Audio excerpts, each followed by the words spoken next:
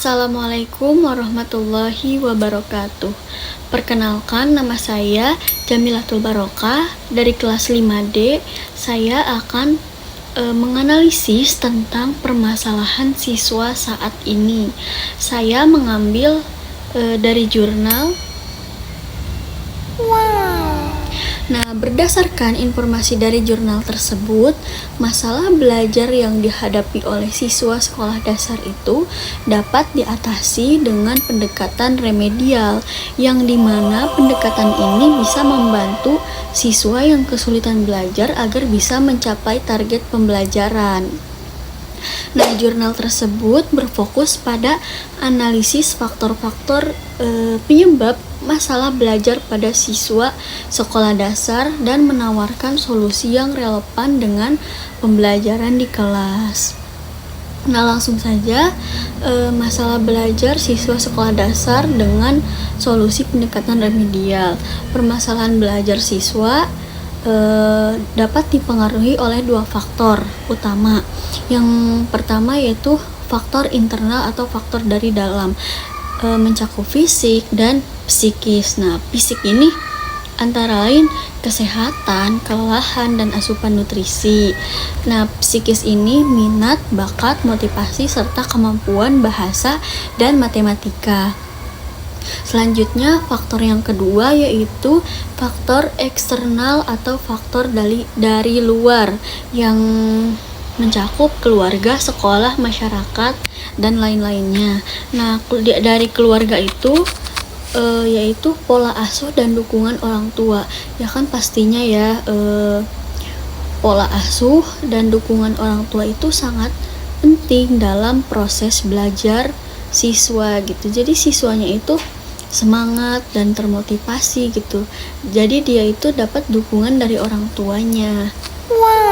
Selanjutnya sekolah. Nah, ke sekolah ini misalnya kesalahan pemahaman konsep dasar. Nah, salah satunya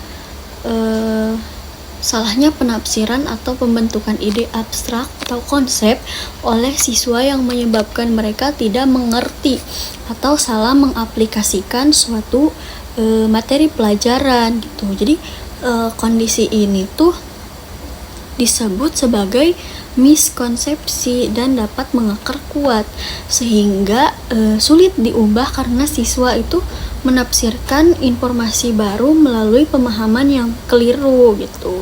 Selanjutnya ada faktor dari masyarakat. Nah, faktor dari masyarakat juga berpengaruh, contohnya pergaulan, media sosial, serta kondisi ekonomi yang memegang motivasi. Nah, pergaulan ini orang tua ini harus bisa memilih teman bagi anaknya, atau anaknya itu harus bisa memilah dan memilih teman mana yang baik dan mana yang buruk, dan dukungan orang tua itu sangat penting tadi ya.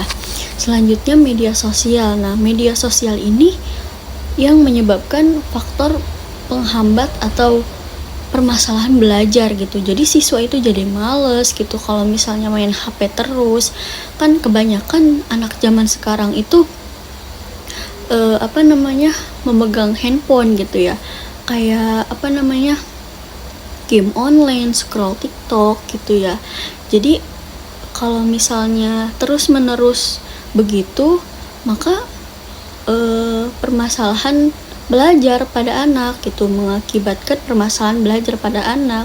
Jadi dukungan orang tua atau orang tua menasehati anaknya itu sangat penting sekali sebagai seorang ibu atau seorang ayah begitu. Serta kondisi ekonomi yang mempengaruhi motivasi.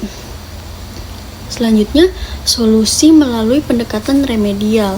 Nah, guru ini berperan sebagai fasilitator ya pastinya, dengan strategi pembelajaran yang berpusat pada siswa. Nah, di sini ada beberapa langkah yang disarankan, yaitu guru itu harus menggunakan model pembelajaran yang sesuai seperti konseptual. Jadi guru tersebut itu harus bisa menerapkan pembelajaran yang sesuai untuk siswa gitu. Selanjutnya, memanfaatkan media pembelajaran seperti modul, animasi, media interaktif, dan yang lainnya gitu. Jadi guru itu di kelas media atau metode pembelajarannya itu jangan teori ceramah terus gitu. Jadi si siswanya itu jadi bosan, jadi boring gitu kan. Kalau misalnya dikaitkan dengan ice breaking atau tanya jawab, diskusi dan kerja kelompok itu tidak hanya berpusat pada guru saja, jadi siswanya itu ikut berkontribusi begitu, aktif di kelas. Dan siswa juga harus menerapkan pembelajaran yang bervariasi. Selanjutnya, menyusun pembelajaran bertahap agar siswa memahami konsep dengan benar. Ya, pasti ya, guru itu harus menyusun pembelajaran yang bertahap gitu agar siswa paham konsep dengan benar.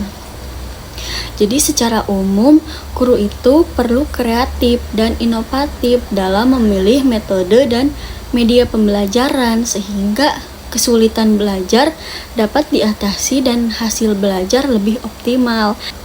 Cukup sekian dari saya, kurang dan lebihnya mohon maaf. Saya juga masih belajar. Wassalamualaikum warahmatullahi wabarakatuh.